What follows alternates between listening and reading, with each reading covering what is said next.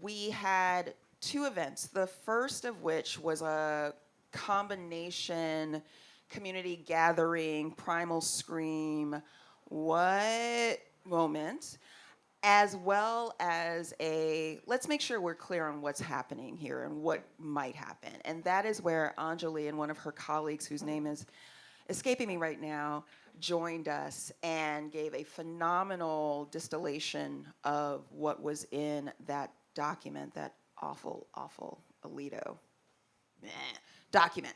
And one of the things that was really amazing was, as part of her discussion, she shared that she was one of the lead attorneys who drafted an amicus brief in the Dobbs case. And for those of you who may not be familiar, an amicus brief is essentially a friend of the court, kind of, hey girl, hey, I think you should think about this before you do some things. And so the brief that she drafted was on behalf of 154 economists who, can you believe it, were like, we should keep Roe around because there are economic benefits. Capitalists, hello. And it's almost like now a badge of honor that Alito missed it.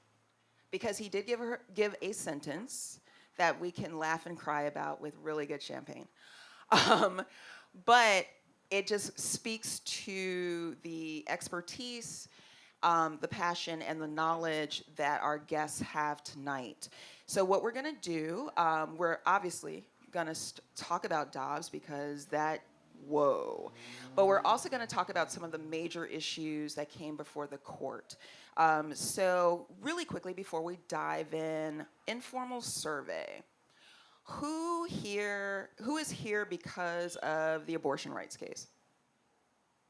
Okay. Who is here because of the gun rights case? Who's here for the school funding case? Who's here because of that frickin' coach who was like having his prayers on the 50-yard line at that school, also known as the school prayer case? And who's here because of the EPA case? Yes. So needless to say, we have a lot to talk about. And with that, I am going to stop, even though it's so good to see you, Emma. It's been a minute.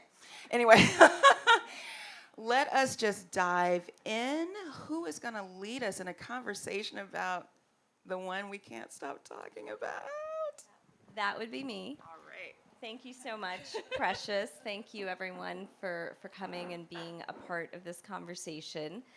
I don't want to go into, I think we could have a whole session, we could have a day, we could have many days discussing Dobbs and digesting it and talking about where we go from here. So I just want to keep it brief and kind of tie it into what you're going to hear from some of my colleagues talk about some of the other cases that we've seen the court decide this term. And I encourage you all to kind of think of the through lines that you see as you hear this presentation that we're going to kind of give about the court and about the cases, and hopefully it's a little more of a dialogue, and there's going to be time for questions later as well. But I encourage you all to kind of think about the court this term and what you see as kind of the guiding principles and the North Stars and the things that make you nervous. So sorry about that. Yes, go ahead. Sure. So I'm Anjali Srinivasan. I'm a partner at Kecker Van Nest and Peters. We are a trial-focused litigation boutique here in San Francisco. And these are my colleagues, Christina Lee and Max Alderman. And I'll let them introduce themselves if they want to share a little bit more about themselves, where they're from, anything like that. Okay, I'll go first. Hi, I'm Max. I'm a Reno native, but I came out to the Bay Area for law school in 2014. I've been here for a long time. I took a year clerking back in Nevada, which means working for a judge, helping her write her decisions, and have been at Kecker since, and it's been a real delight working with these two people. So. Hi, everyone. I'm Christina Lee. I'm also an associate at Kecker.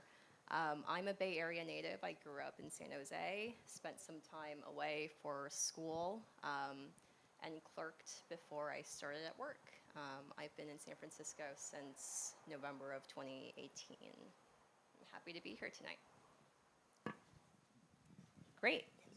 Thank you for that. Thanks for that reminder. Should probably tell you all who we are and why we're. So we usually just dive right in here. We're just like, the bios are in the Eventbrite. Okay, so with that, I'm going to give a little bit of an overview about what Dobbs was about, what it wasn't about, and what I kind of am going to highlight for me that were some of the takeaways. There's so much there, and there's so much that we could focus on, so I apologize that it's not going to maybe do justice to everything that everyone who is here to listen about it may have wanted to hear. But before I talk about Dobbs, I think it's important to understand what Roe and Casey were about. So very briefly, Roe was a decision that sort of recognized that there are kind of competing rights, that there's a right of a woman to have bodily autonomy, there's a right to plan one's family, there are sort of liberty interests associated with structuring the kind of life and family that you want to have. But the opinion also recognizes that there's also some, and it's interesting here, there's some state interest in protecting the life of a fetus that is going to become a child, which is sort of a very awkward phrasing. And it's not like the right of the fetus and the right of the mother are conflicting, but rather the state interest in protecting fetal life that is going to become a child versus the right of a mother of people to plan their family. So it kind of recognizes these conflicting rights and comes up with, at the time, Justice Blackmun had been consulting with, I think he had a friend at the Mayo Clinic or had some connection to the Mayo Clinic and got kind of really deep into what he thought was like apt medical research for the time and created this like trimester system to determine where the rights of one would kind of reign supreme over the other. And that's how you end up with the Roe balancing test. And then in Casey, which was decided in 1992, you have also kind of weird, you have 3 Republican-appointed justices who author the majority opinion. So it's just, so something you would never hear today. So you have 3 Republican-appointed justices author the majority opinion, and you have 2 other justices who join different parts of it, which is how you end up with 5. And they affirm this standard of Casey that recognizes these competing rights. And I should have mentioned that the trimester framework is also premised around this idea about viability. So at what point is the fetus viable? And, I recognize there's sort of it takes kind of maybe a leap of logic or it feels a little like mushy. I don't know what viability means and why would it be that line as opposed to some other line. And I raise that because that's going to become important in a minute.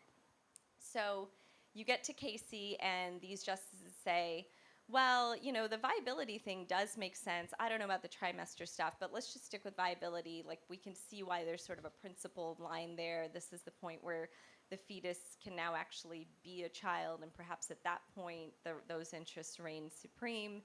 And there's the fact that we've been relying on Roe for so long. So there's all these reliance interests. People have really ordered their lives in a way assuming that they're going to have a right to an abortion. However, and this is also kind of going to become important in a second, when you think about what's known as Starry Decisis, it's a principle, and there's a couple of ways to think about what that principle means, but generally it's this idea that once a decision has been made by the court, that decision is kind of treated as a continuing decision and has been settled and will continue on unless there's some real big reason to change it. And they say, well, it's been decided and people have been relying on it. And even though traditionally one of the things you think about is reliance, well, how do you really rely on the right to an abortion when an abortion is kind of an unpredicted thing? I mean, people don't set out going to say, okay, today I might need an abortion, or next year I might need one. It's kind of unpredictable. So this is also going to become important, because then you get to Dobbs. And some of the things you see in the majority opinion are, well, okay, yes, we've had Roe, yes, we've had Casey, but forget Starry Decisis. Forget this idea that it's already been decided, because it's really unworkable. Like viability is so mushy-gushy and like could change with the times and technology changes, and it feels too weird, and so it can't be principled. And I mean, I guess I'll put that out there without editorial comment, but that's one point. And then the other is this idea of stare decisis, that, oh, well, yeah, it was decided already, but you can't really rely on it. Remember in Casey when the court said, well, it's not reliance interests in the traditional sense. People don't rely on the ability or the availability of an abortion because it's so unpredictable. And so therefore we can just dispense with the idea that people have relied on this right existing in the world at all. So I guess starting from that premise, the court says we can just kind of start with a clean slate, think about, is this actually good law? Is this actually the way that we kind of principally think about this right? Does this right even exist in the Constitution? And the way that the majority opinion kind of goes about this exercise is to think about the 14th Amendment and whether there's actually any right that comes from the 14th Amendment that protects the right to abortion. So the first task is there quite literally the words, the right to abortion in the Constitution? No, okay, well, then I don't know if it's really there. The other way to check to see if it's there, and I say this a little bit and you can maybe hear some sarcasm in my voice because it's presented as this very authoritative, principled way of going about an exercise when it feels, for those who kind of have studied this, it feels a little bit ad hoc and made up. It's a little bit like we'll pull two modes of thinking and apply them and say, okay, it's not there, it's done, and we'll walk away. So the second way to think about it, according to the majority opinion authored by Justice Alito, is, well, is it a right that is deeply rooted in historical tradition? And I mean, what does that mean? Whose historical tradition? How deep is deeply rooted? And it kind of just leads to this. If you really follow the logic, the idea is, well, did the right exist at the time of the passage of the 14th Amendment? Did the right exist at the time of the Constitution? That's the moment in time. I guess you have to look at whether it's deeply rooted in history. Why those are the two significant points, a little bit unclear, but those are somehow these magic moments in time. And if you think about what that means, the idea is if a right didn't exist then it can't exist now. So women were property then, so women can't make any progress and get anywhere now. If a right has sort of been established over time, too bad. You have to go back and look at those 2 points in time. And so it's a really, if you really apply that thinking, that is, there's no such thing as progress, and you're stuck back at that point kind of forever. Just a quick question, because what you just stated is so obvious, I think.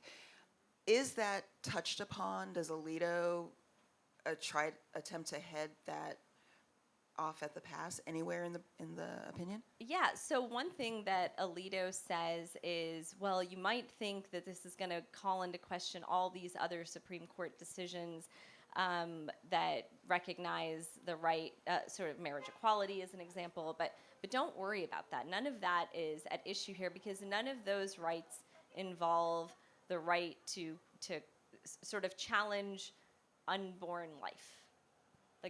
Those are just different. And you're like, well, where's it? And you're all looking a little bit skeptical, but there's no real connection between that and this kind of rooted in history and tradition idea. So yeah, it's a little bit of a head scratcher why that makes everything different. And what's interesting, you see the dissent call that out. That doesn't make any sense. If you're truly principled about this approach, that is where you end up. And you see that the dissent make that very clear and kind of call out this hypocrisy. And then what you also see is Justice Thomas in his concurrence, he's kind of very open about, yeah, that is what I think. All these cases, while they're not up for discussion right now, they absolutely should be.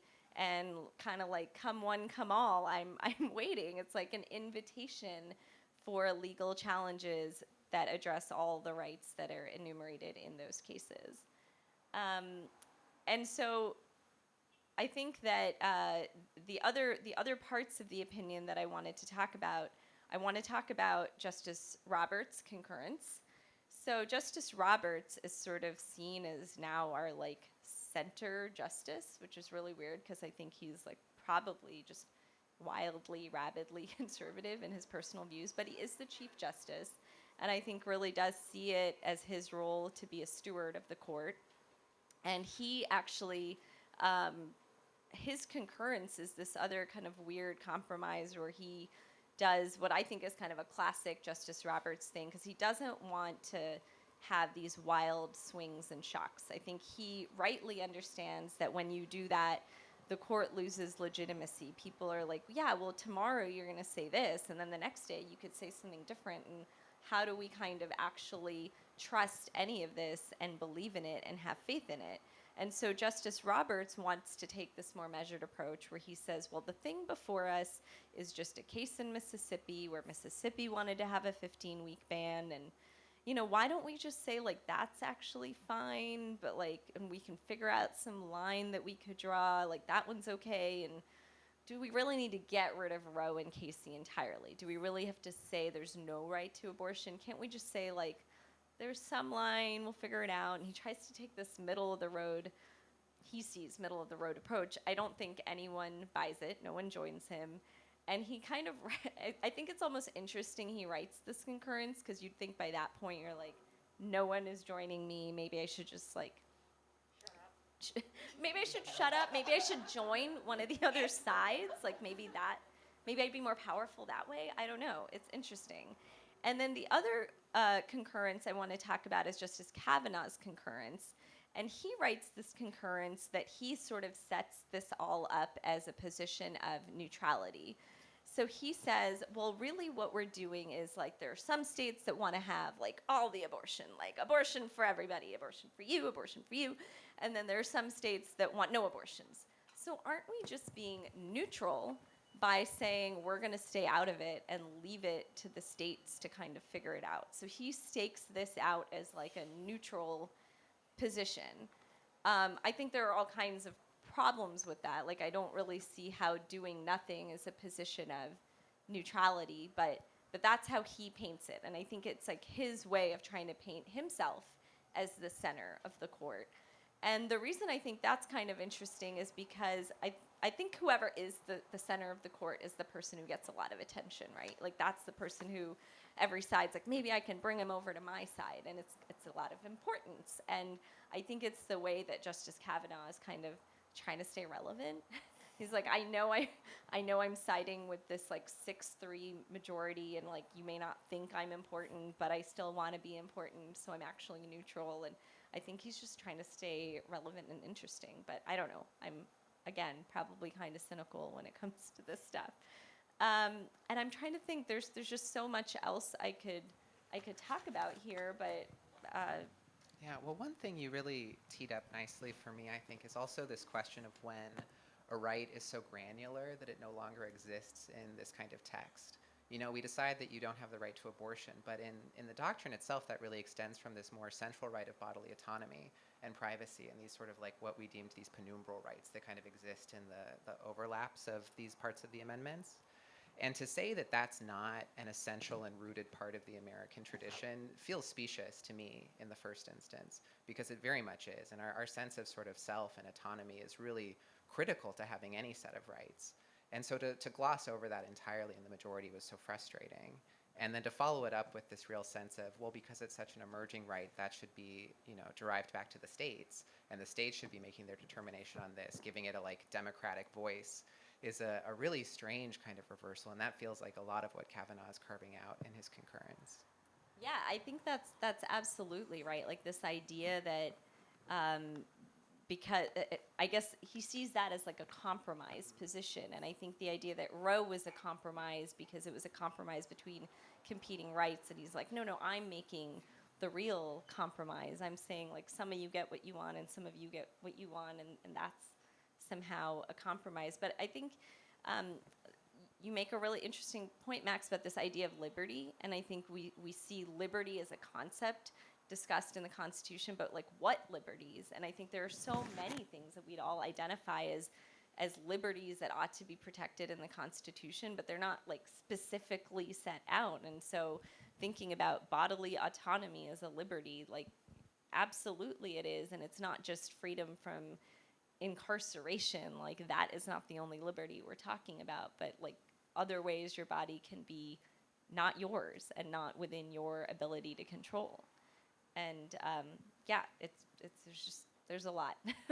So do the dissents, we know there were 3 who dissented, how do they respond to like, this?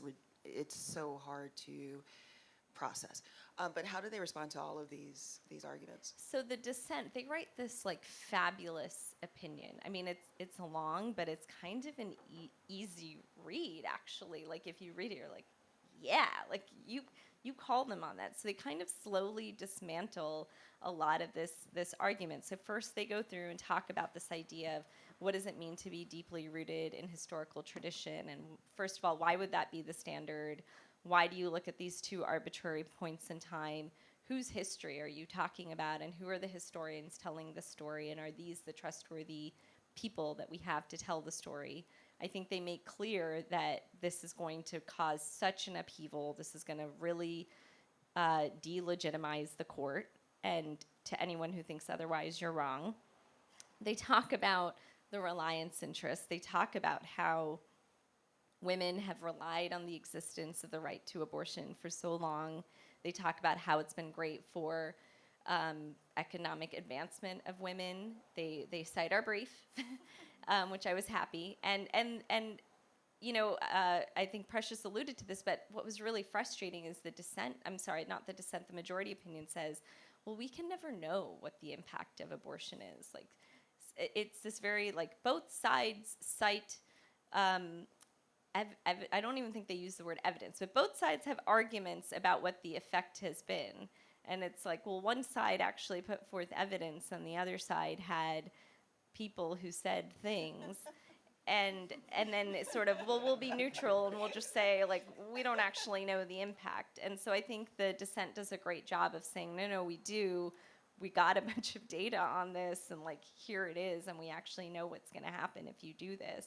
And really, I think, calls the majority out for abandoning what has been kind of a court historical tradition and practice of respecting prior courts' decisions, about not making these like wild swings, about not being political. And it's really this like masterful kind of like scream and rage piece, but done really, really well. And kind of really just every single point is like, you say this, but do you realize if you actually take that argument, this is what you'd be doing? And I think they also have a nice, like, if you think that, like, Lawrence isn't next, if you think that, like, Loving may not be, like, if you think that, you're wrong. And Loving blows my mind because Clarence is breaking it. That was not established back. He was not considered a full. It boggles the mind. It boggles the mind. And Max pointed this out to me earlier, that when he talks about these other cases, these other substantive due process cases, as they're called, that he thinks shouldn't these other rights that shouldn't exist, and he mentions these cases, and he never mentions Loving. I think Jenny would be upset. So really quickly, generally, as those of you who have been here at Manny's, we usually save audience Q&A for the end. But Anjali and Christina and Max have said, if you have a burning question about the particular case, let's throw it out there, just a couple so we can move through. We have a lot to cover. Did you have anything before I? No.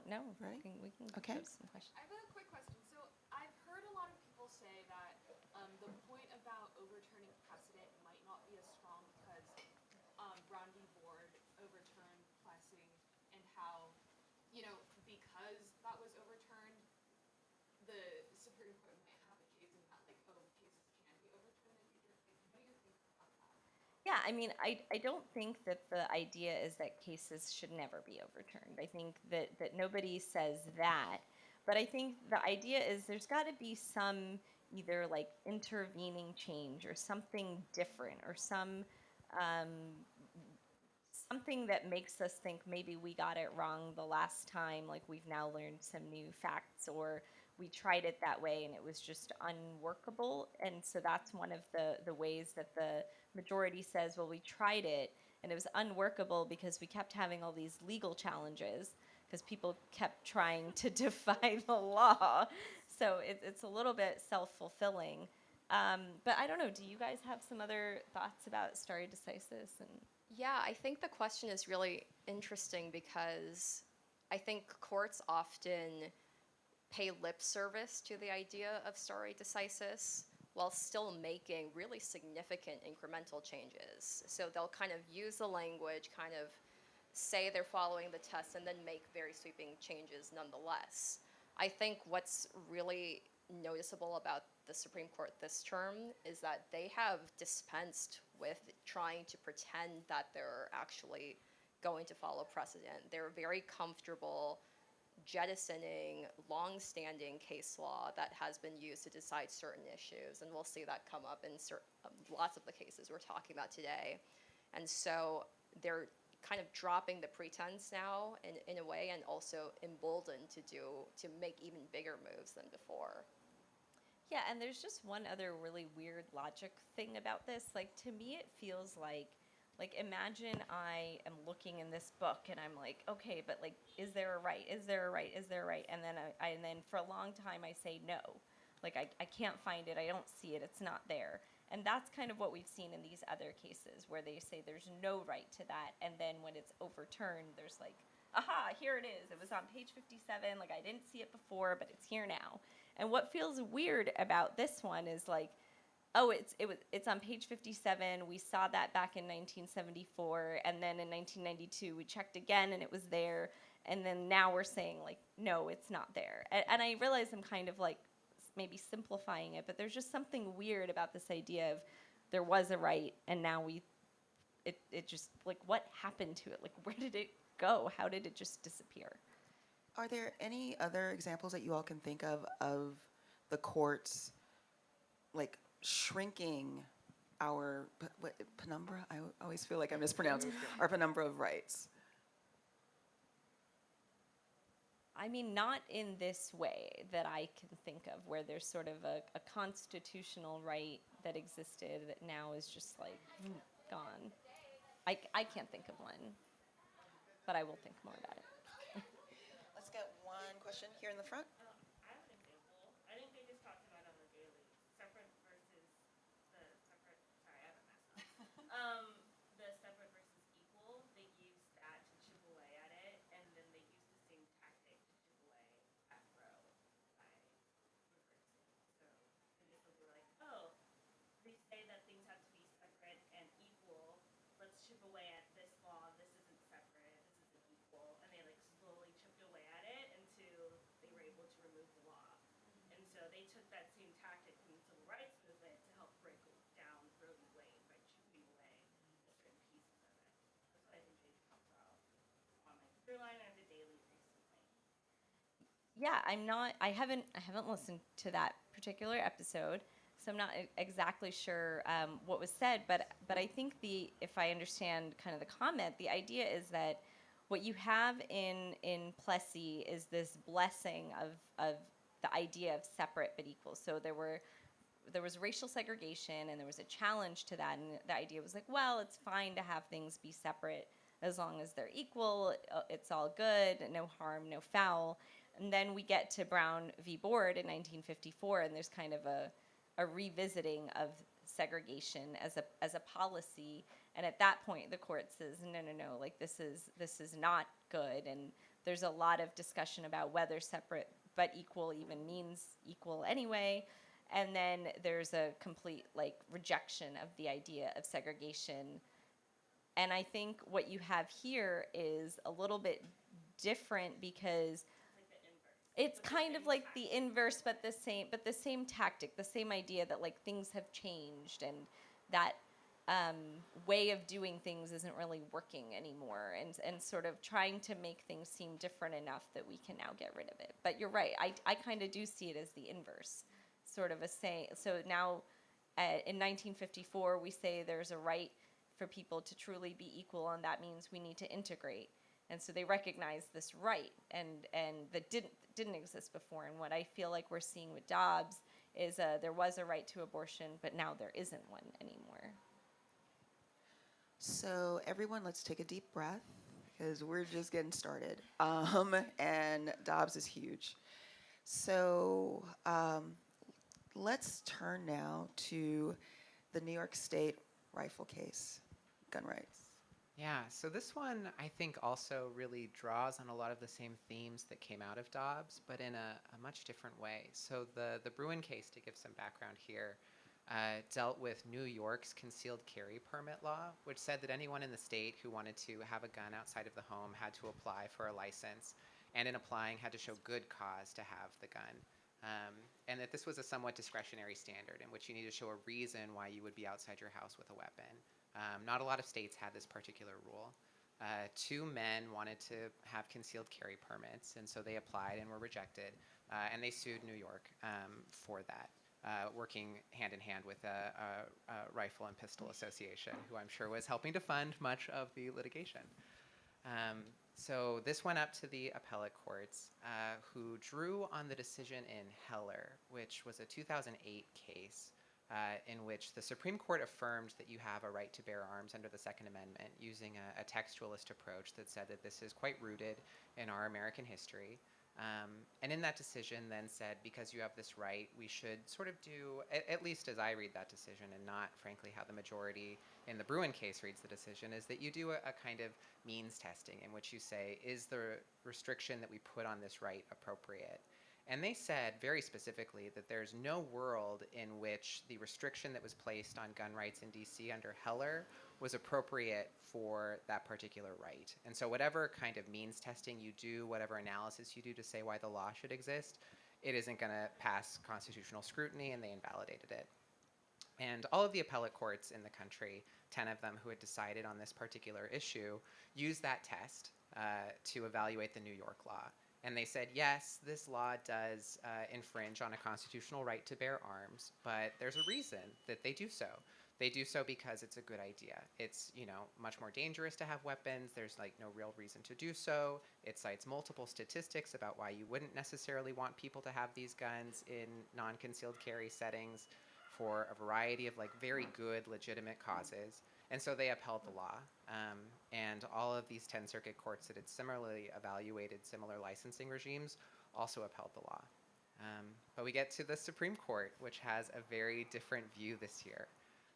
Justice Thomas, writing in the majority, says that all 10 of these appellate courts that had heard similar cases misread Heller, which, as we talked about, sort of overturning longstanding precedent, this is fairly unusual. We rely a lot on the Supreme Court to resolve conflicts in circuit court decisions and appellate court decisions, but rarely do they say every single one of the courts to consider it was inaccurate. But he did. He started, I think, where we expected him to, which is that the Second Amendment does protect this conduct. It says it's a constitutional right to bear arms, and that constitutional right extends outside of the home. But he said that we didn't have to do the second part of the analysis. You no longer needed to assess whether the regulation that infringes upon that particular right is necessary or needed or reasonably related to that infringement.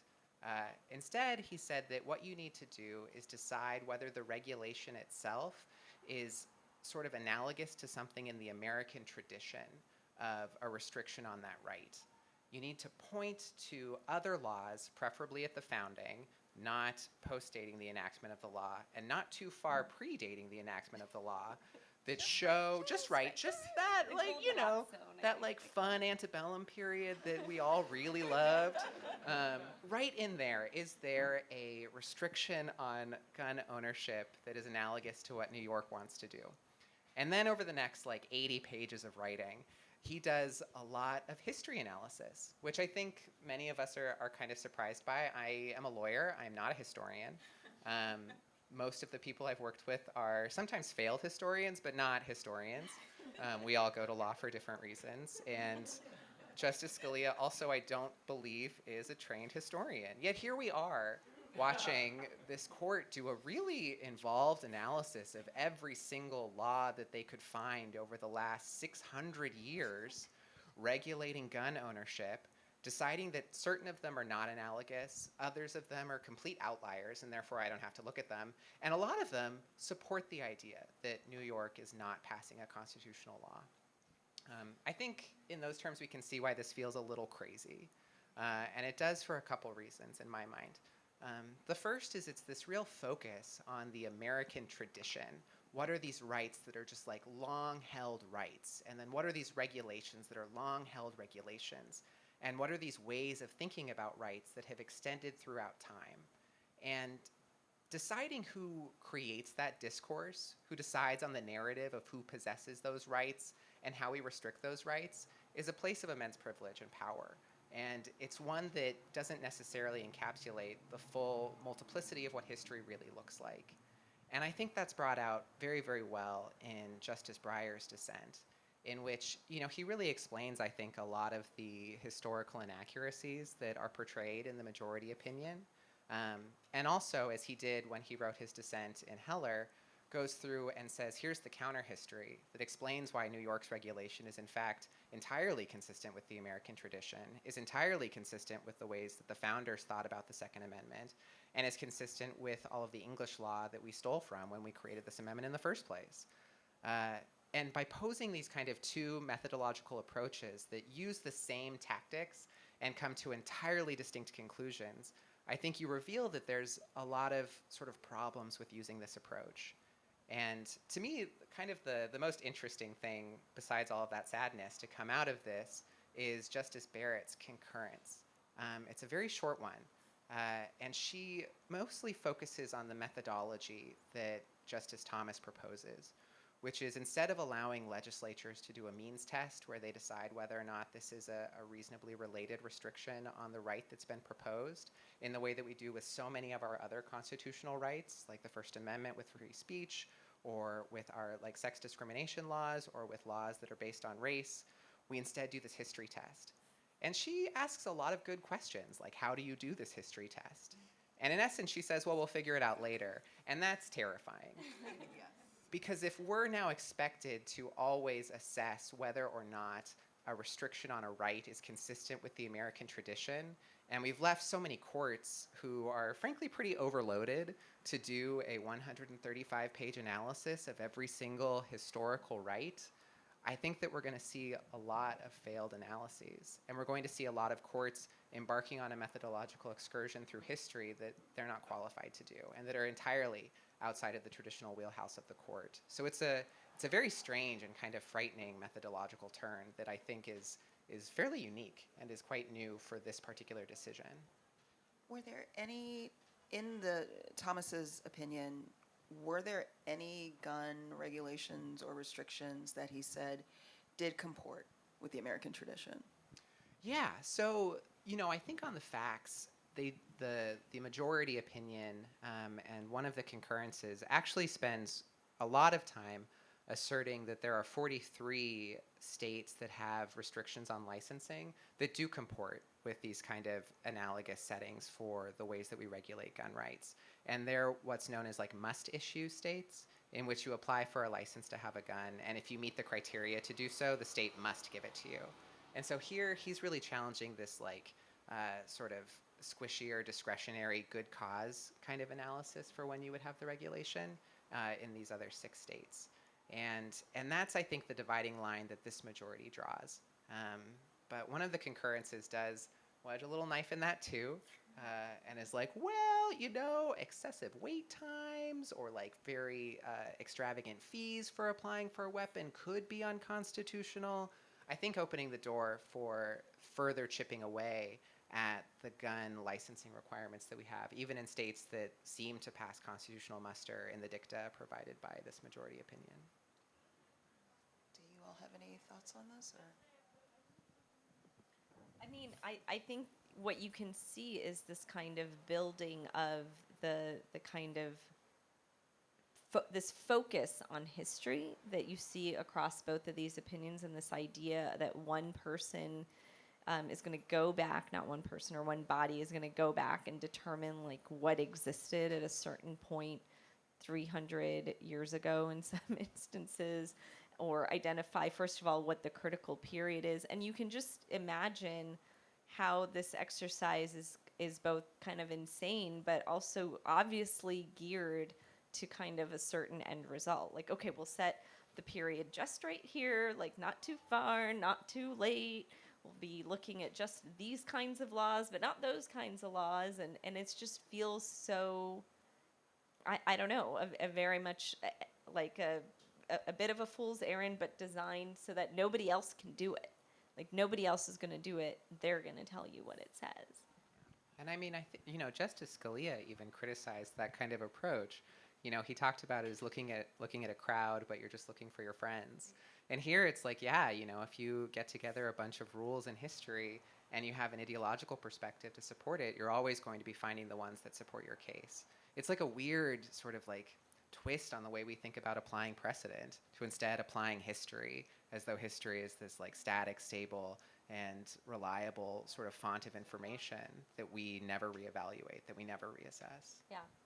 Are there any audience questions? Here in the front?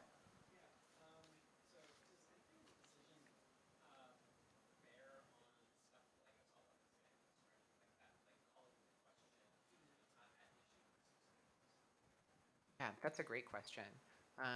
Here the court cabins itself to the idea of a handgun, saying that the handgun is this like tool of the American tradition that should be protected, and doesn't like wade into the idea. But at which point in time? I know. Well, and so that's like such a great point, though. At one point, Justice Thomas is like talking about like bearing a knife, and he says, well, a knife is pretty much analogous to a handgun today, so the like laws governing knives would totally apply here, and it's just a cavalcade of nonsense, and maybe unfair, but No, I think very it's fair. and so here it's not really getting into that, but there are some interesting lines about looking at analogous laws that sort of apply to weapons that inspire fear and terror. That happens as one of the kind of regulations that precedes in this period for guns. And so you could maybe see that like resurfacing itself as a way of restricting high capacity machine guns, but somehow I think ideology might find a way around that one too.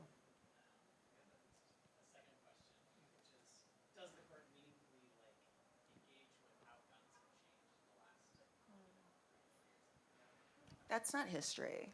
Come on. You're going too far forward. You got to Right. rewind and get to the right part of history. You don't have the right time machine Yeah. for that. Before we continue, I want to apologize on behalf of Manny's. We did get a little bit of a late start, and I want to be respectful of your time, but I also feel that this conversation and this information is just so valuable. So obviously, if you need to step away, we understand. But with that said, let's dive in to what's next, or did you want to close any? No, please, Christina is so much smarter than I am, and I'm excited to hear what she says. So, Max is telling lies. Let's turn to school prayer, another hot topic.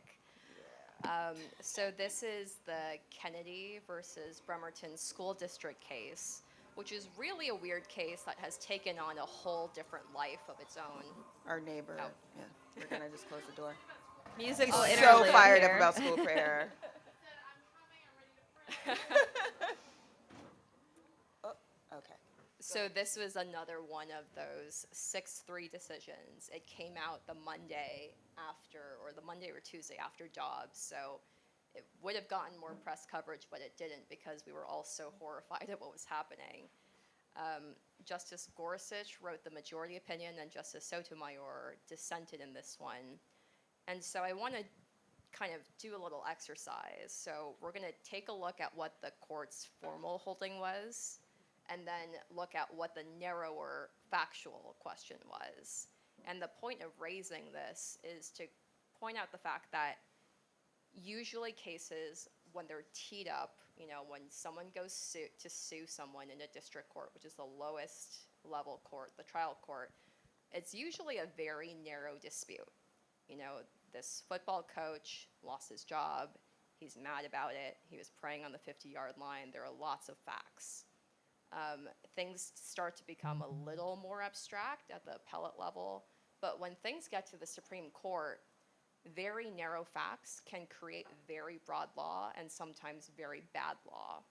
So if you look at the holding, as the court phrases it, it's extremely broad. The formal holding is that the free exercise and free speech clauses of the First Amendment protect an individual engaging in a personal religious observance from government reprisal.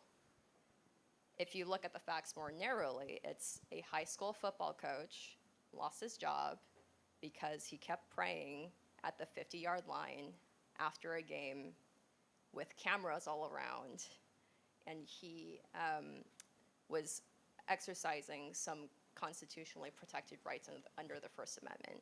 So there are two ways the holding could have been phrased. So now we have a very broad holding created by a very narrow set of facts.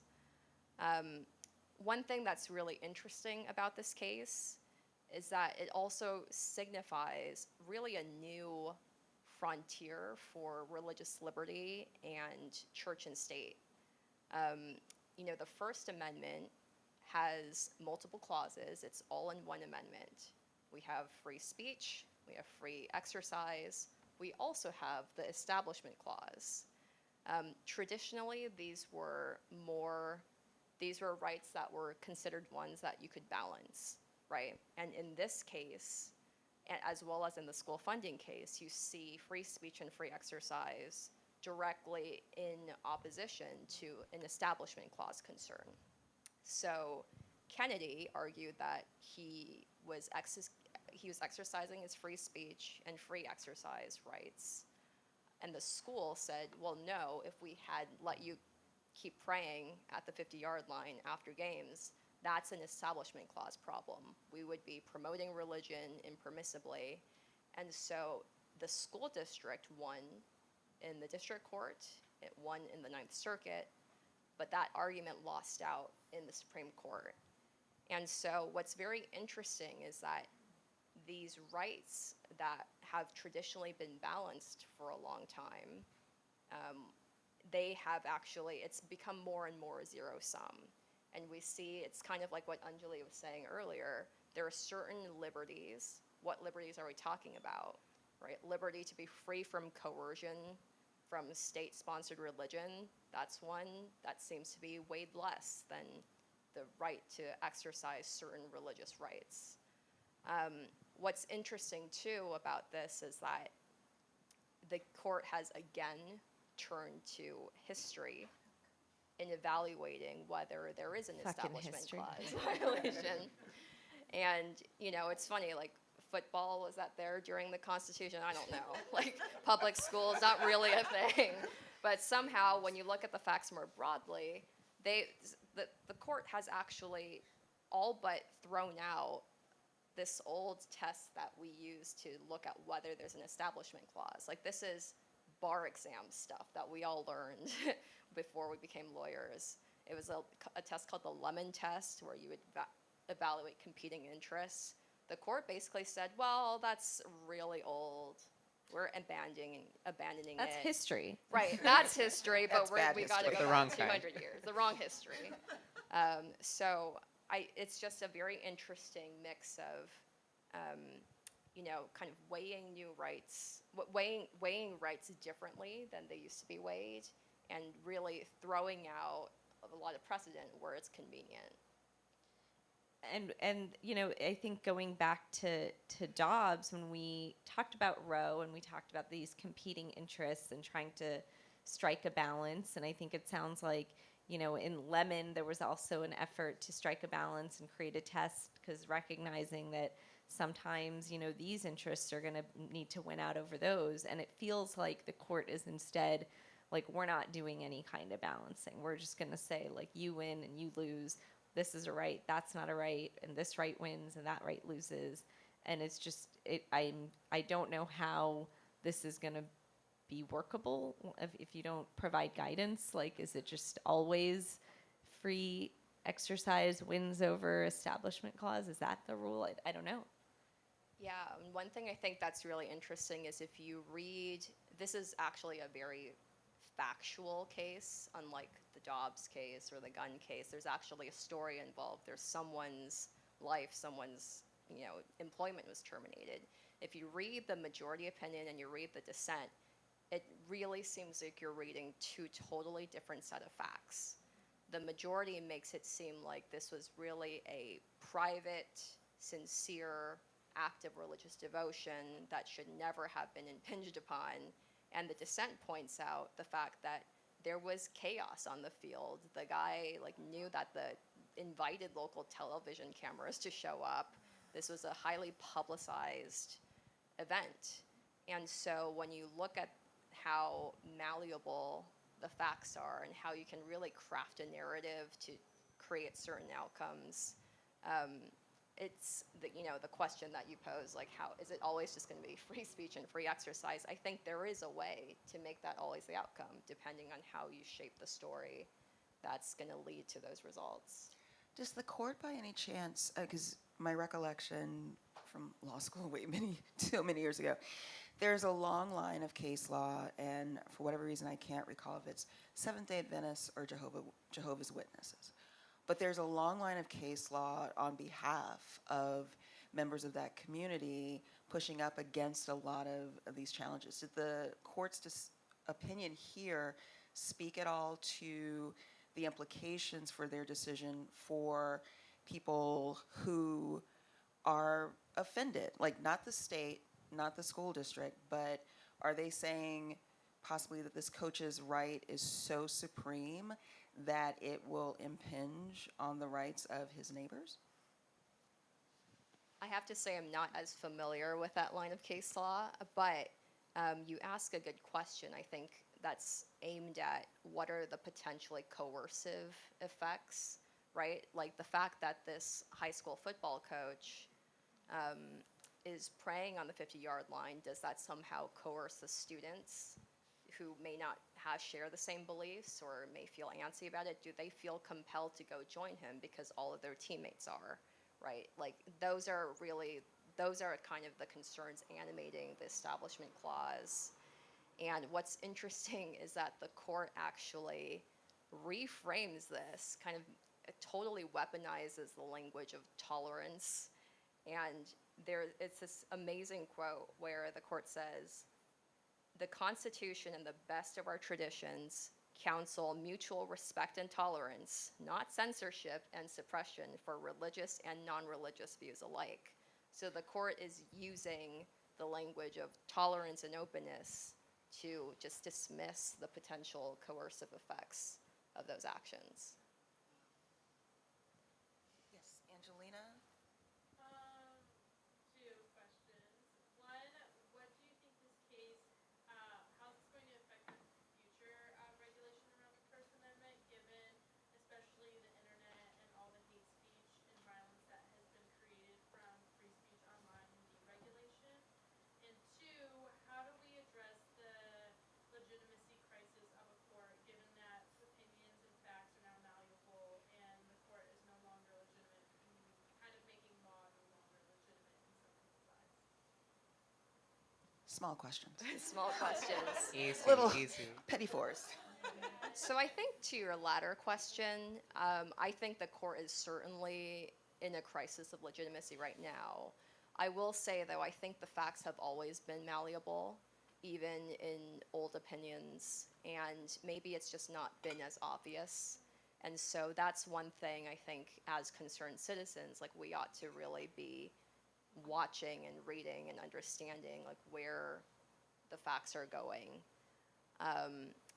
For your first question, that's interesting. I don't actually have a fully formed view of that, but free speech, it also in the First Amendment, there are balancing rights. Your speech cannot be used to just go incite violence, although maybe that's okay if you go incite a coup. But it's going to be interesting to see whether those rights really do start trumping kind of the balancing that courts really have been used to doing.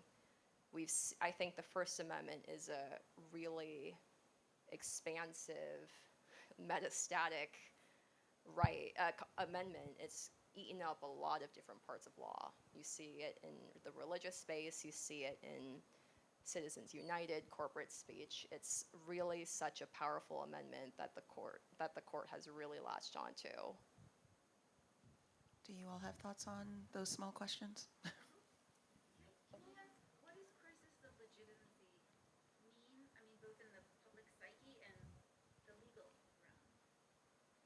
Yeah, I mean, I think it's a question we're all kind of new to a little bit. I think the court is it's sort of like when they say what the law is, doesn't it matter that we all listen, right? I mean, their legitimacy only goes so far as our willingness to care what they say. And I don't think we're yet at the point where people are going to ignore the court's rulings, but you could see that certainly becoming the case. There could be efforts to just sidestep around the court's decisions so much that they kind of don't have any meaning anymore. I think that if people think of the court as something that they can just go seek some redress from the court, and when the composition of the court changes, they'll do it again. What you'll just see is like wild swings of power back and forth. What's interesting about the court is that it's kind of always been, it by design is sort of an anti-majoritarian force. It's not meant to reflect the popular vote or the population. It's seen as sort of a small elite group and so meant to kind of protect the minority from the will of the majority to protect. And I think what we're seeing now is sort of like a move where it's used as a weapon in a way where the minority wields power, outsized power over the majority. And so, I mean, it raises a lot of questions about institutions that are designed with a specific purpose and what that means in today's world and today's politics and whether it makes sense anymore. Yeah, I mean, I think a lot about the evolving nature of the court over American history, not to raise our bogeyman again. But you know, the court has not always been the bastion of rights expansion that we think of it now. I mean, if you look back at the early 20th century Supreme Court, it is one that focused very heavily on quite cruel economic rights, you know, sort of giving the idea that you could contract away anything that you want to, supporting businesses' rights to kind of divest anyone of any kind of labor protections. Dred Scott or even Korematsu in World War II, which has not been overturned even though it's bad law, where the court upheld the idea that we could intern people during times of emergency.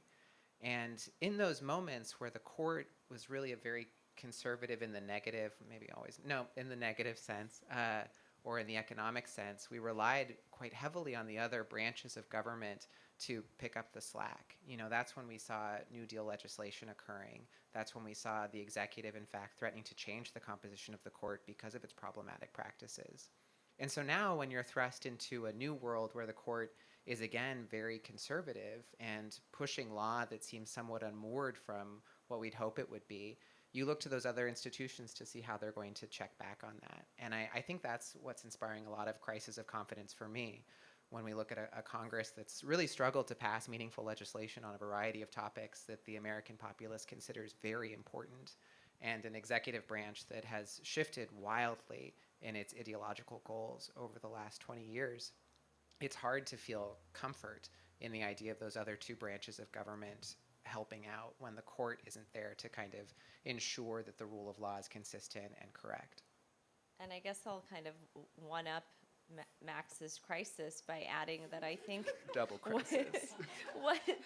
what's really scary is that you also have your legislative branches and kind of the political process more broadly corrupted by erosion of voting rights and gerrymandering and, you know, all kinds of ways that voting is restricted and the will of the majority is diluted. And how do you expect these kind of more pro-majority forces to even reflect the majority when they are also being attacked and those attacks are then upheld by this court? So it's just becoming very anti-democratic. So I did see some hands go up, but I want us to go into the EPA case, and then we'll take more questions. Okay. So EPA. Great, EPA, another delightful decision from the term. This one's a sad one in my mind for very practical reasons. But I'll kind of go through it a little bit because the background here is somewhat tricky. So the Clean Air Act is a piece of legislation that authorizes the EPA to regulate pollutants. And it gives it a fairly broad grant of power to do so, at least in the language of the statute. And so the EPA, using that statutory language in 2015, passed a rule which was designed to regulate pollutants from power companies in the United States, asking them to cut the amount of emissions that they make from sort of like dirty coal polluting power plants through a variety of means that are sort of up to them. They could install technological measures that are designed to get rid of those pollutants. They could implement cap and trade systems, or they could just sort of move directly into renewable energy production. That's 2015. Then in in 2015, they immediately get sued for coming up with this rule. And the rule basically gets stayed. No one is sort of meant to follow it or has to follow it. Then 2019 rolls around, and the EPA is like, just kidding. We have a new rule, and it's very circumspect. We're only going to do a little bit of what's been asked in that original rule. And we think this is going to be so much better. It's just the technological measures. You don't have to do this like generation shift by trying to pursue a more grandiose kind of change in the way that you produce power. You just have to do a little bit of technology. And that one gets stayed too and sued over. And the appellate courts rule, I think quite fairly, that the 2019 rule misreads the statute. And that in fact it is the 2015 rule that should be in place. And so they resurfaced the 2015 rule. But in practical land, the 2015 rule is already entirely obsolete. Companies on their own have met all of the requirements that the 2015 rule proposed. They dropped their emissions by more than what was expected of them under that particular EPA rulemaking. So it's basically functionally moot. If you were to require this rule to go into place, it wouldn't do anything because companies have already met it. And so the EPA says, I think, quite smartly to the courts, hey, there's no need to decide this case anymore because we can't do this rule anyway. We'll come up with a new rule. Everyone will sue us again, and then we'll decide whether that rule, fits within the meaning of the statute. And Justice Roberts, writing for the majority, says, no, I'm going to review it now. And he does. And he introduces, as Justice Kagan points out in her dissent, a fairly new way of thinking about whether a statute grants authority to an administrative agency to issue a rulemaking. Is there going to be history involved? Not really. not some history this time. Now we're going for extraordinary circumstances, which are so much better than history because, they're entirely unmoored from anything. And here it's now that, when an agency attempts to pass a rule that is so broad, that is so far-reaching, that results in this kind of structural change to the way an industry functions, it's an extraordinary question. It's a major question, one might say. And so therefore, the courts have to step in. They have to say, oh, this is a major change. We need to make sure that you're really authorized to make this change. And if it's so extraordinary, we look at the text that authorizes you in the statute to do this, and we decide whether it does. And it turns out, no, it doesn't. The EPA is not allowed to make this kind of major change. It's too broad. And in the decision, which is a textual decision, right, you would expect to look at the statute, decide if the statute allows that agency to make that change or not. The court doesn't get to the text of the statute until page 28 of a 30-page decision, and finds quite quickly that the statute doesn't support this decision. Justice Kagan disagrees, and in a very beautifully written and compelling and frightening dissent, she points out that this is absurd.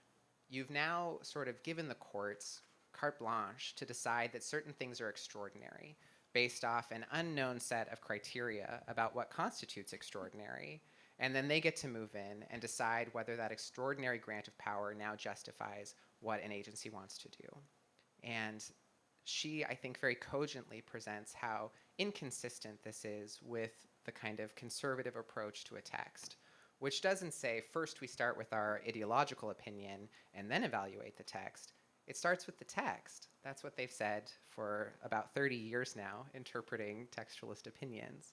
And the text of the Clean Air Act is pretty clear. It says that the EPA should implement the best system for pollutant reduction. And that's what they did.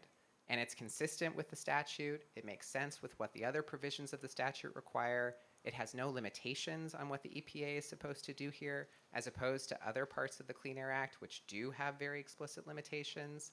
And it's just very obvious that this is something that Congress decided that the EPA should manage. And I think that what makes this such a strange opinion, or sort of decision from the majority, for me, is twofold. The first is that for so long we've kind of been told that the courts don't want to step into the role of making discretionary decisions like this, that their job is to just implement what Congress has asked them to do and to make sure that Congress's will is being done. And they've entirely reversed course and have decided, no, we're not going to evaluate the text first. Instead, we're going to decide whether something is too crazy and then look at the text.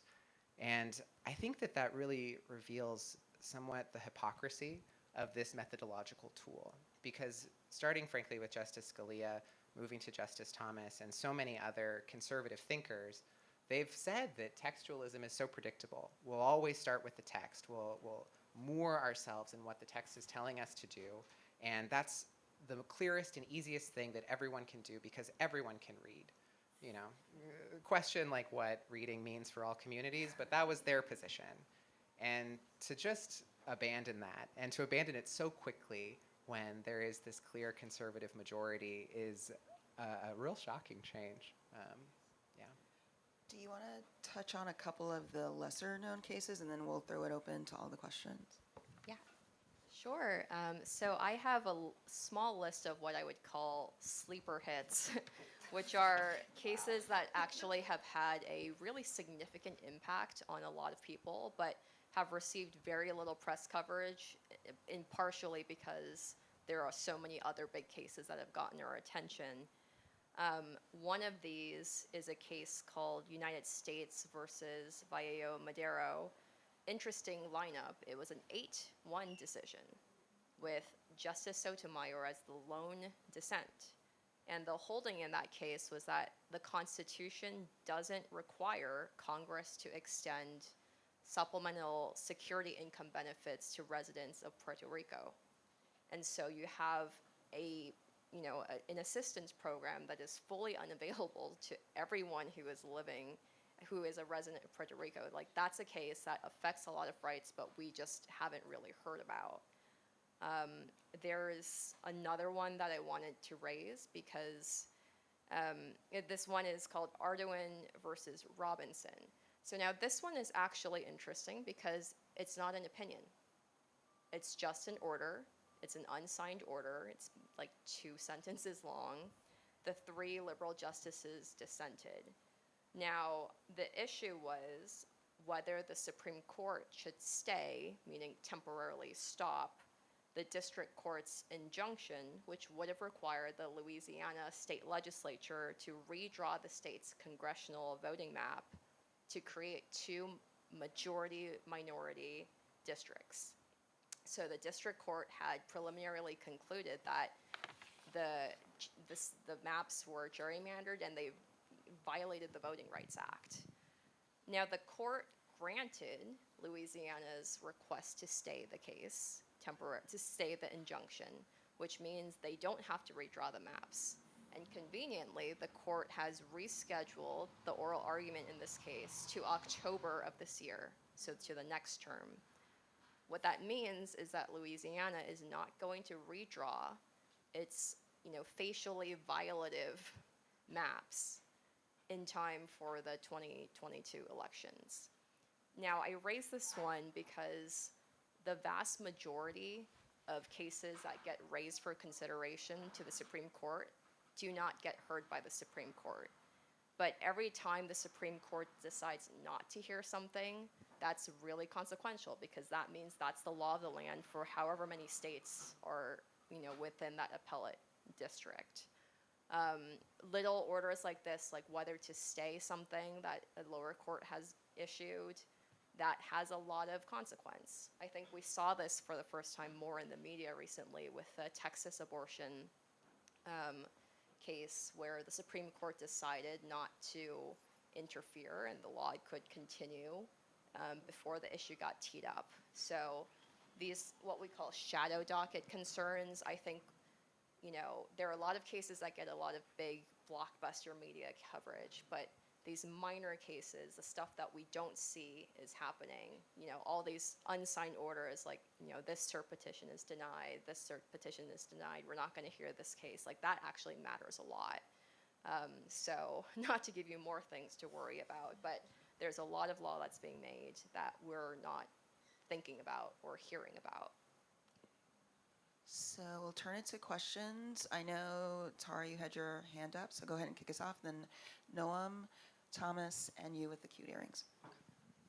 We talked a lot about the illegitimacy of the court, hypocrisy, all of the words.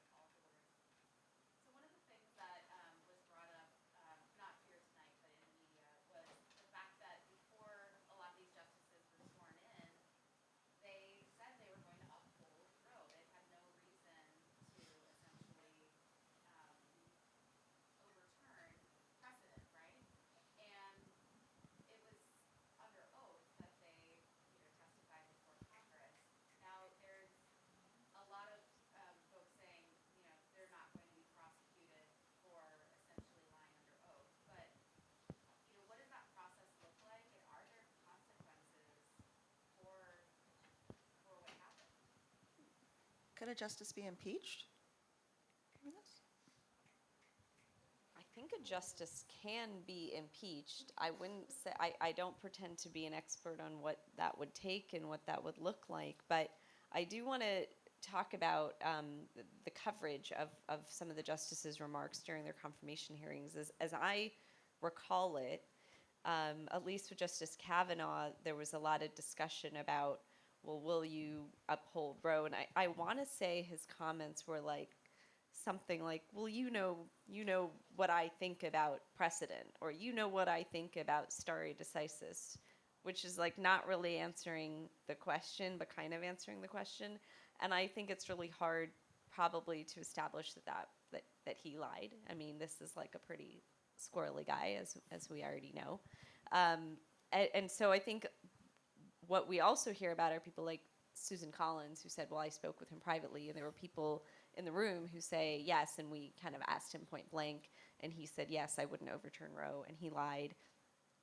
My response to that is some version of, yeah, like, of course he did. You know who we're dealing with. But I don't know that the comments he made, at least during his confirmation hearing, would truly like qualify as perjury, because it's not like he lied about something he didn't. If anything, it's like a forward-looking promise, and I guess you can change your mind. I mean, there's a whole number of ways you can weasel out of it, unfortunately. I have a kind of a bigger question. I know you said you're not historians, but the New Deal, I understand from you, came out of the court kind of going down a very not good path, and Congress saying, well, actually, this is how the country should be. But what I see now is this court has decided, one, principles only apply to get whatever decision you want in whatever case you want. Freedom of religion applies if you want to pray in public coercively, but not if you want to have an abortion, which is required in certain situations.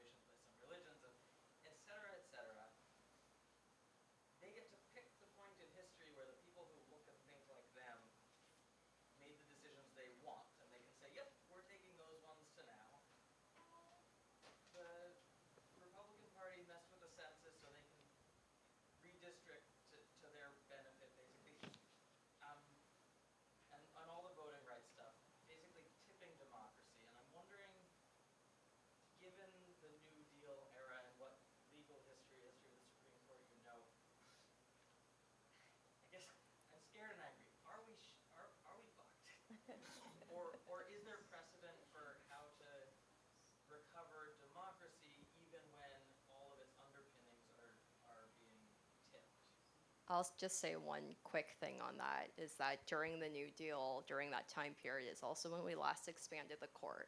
So there's history for that, and we can do it again.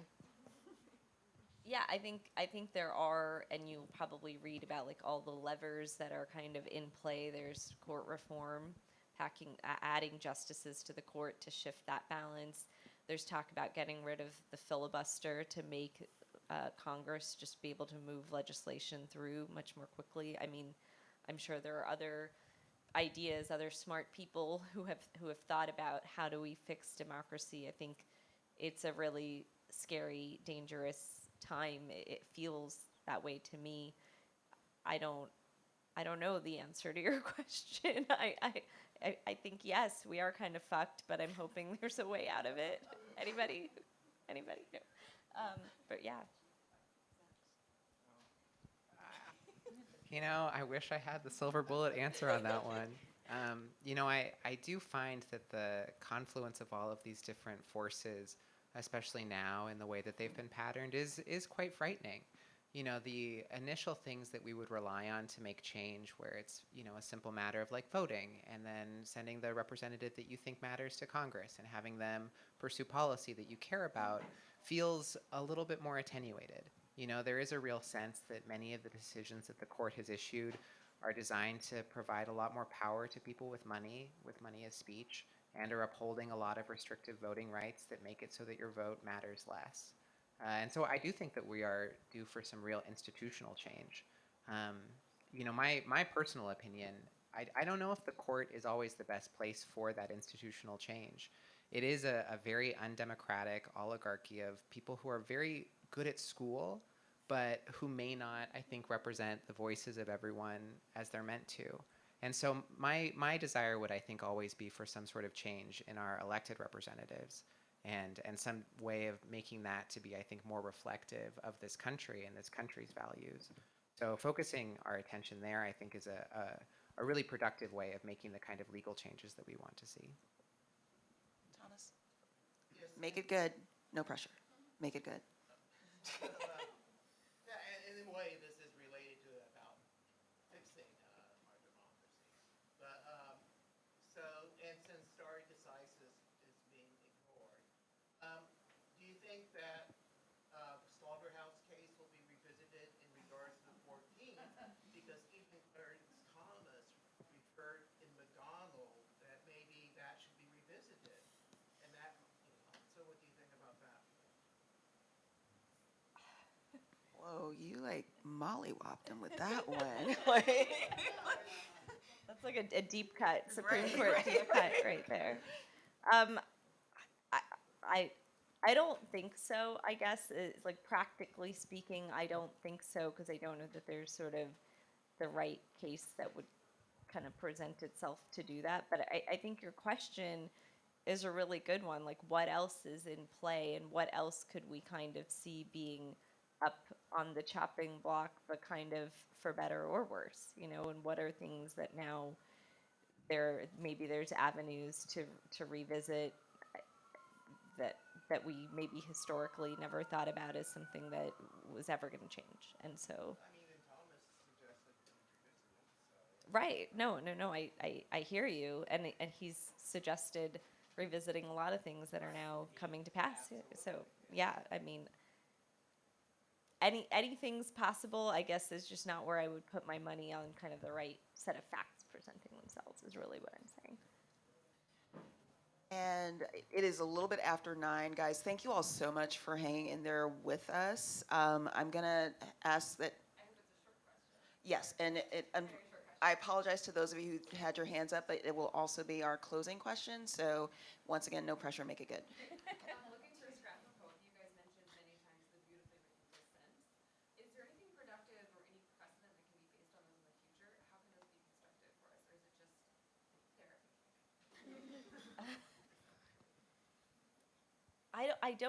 Okay, so I think I read them as I read the dissents as therapy. I read the dissents to sort of remind myself that there are smart people who have kind of seen the hypocrisy and understand the logical arguments and are kind of seeing this all happen, and it's not just me.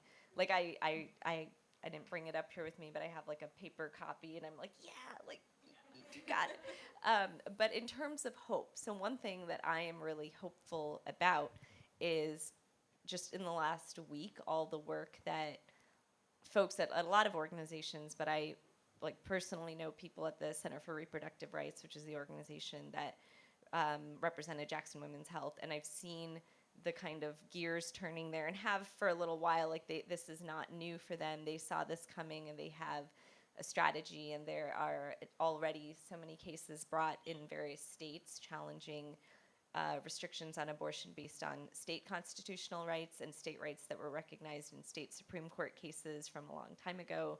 And so I see that there are smart legal people, smart lawyers doing the smart legal work, and I think that's an area of hope. I also feel like there are really, really strong communities of abortion providers, abortion funds, people who have been planning for this day, networks that are actually kind of have existed for a long time and are kind of familiar with how to deal with this kind of crisis and are prepared and ready to kind of take these things on, and lawyers who are advising them on what their risks are. And it's sort of like, surprisingly, this machine that maybe many of us didn't know existed, has existed and is working pretty well in a pretty uncharted time. So that's the hope that I have, and that maybe I leave you all with. Yeah, I mean, I love a dissent. And, I love it for reasons that extend just beyond the catharsis of unhappiness and the scream that this is wrong, for the legal reasoning that a dissent can present. Because many of them, I think, chart out ways of complying with the majority opinion in ways that subvert or make more palatable that majority opinion.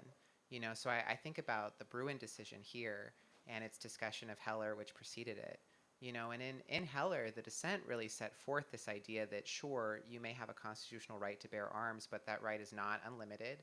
And consistent with the majority opinion, there are all sorts of restrictions that you can place on this right. And that those restrictions are still in place in a lot of states. And that a number of appellate courts read that dissent and said, okay, I can work with this. We can make an existing framework that doesn't put people into precarity. And so I think dissents are really valuable many times for charting out new ways of navigating the law that comply, but still make it possible for people to feel that their sort of approach should exist. And that's something that you do see, I think, a lot of these grassroots organizations taking real work for. You know, I think about the Gifford Center, which immediately upon Bruin coming out is like, okay, here is the full set of new laws that are going to comply with this majority opinion, but that are still going to make it so that there isn't so much gun violence and death in this country. And so plugging into those groups and those advocacy organizations and supporting their missions and seeing what they're doing and using the logic of that dissent to make it happen, I think is a really powerful and valuable way to see the messaging that comes through those dissents being carried out in policy. And I would just add quickly that, you know, a lot of these positions that are now kind of terrifyingly the majority positions, these were dissenting positions not so long ago. You see Justice Thomas citing to himself repeatedly, citing to his own dissents.